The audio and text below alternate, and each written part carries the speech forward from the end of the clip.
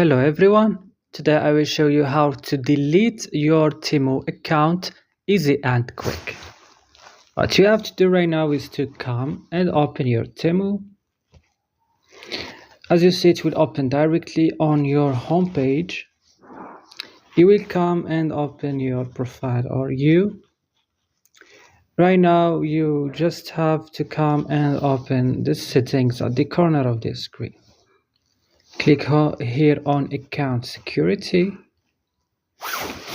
Now you're gonna find this list and click here delete your Temu account. Click and you will click I want, click continue and click the reason why you want to delete it, for example this or I don't know. Click continue. But for example, if you choose something, click continue, click delete, and then your account will delete. Easy and quick. So that's all in this tutorial. Don't forget to like and subscribe.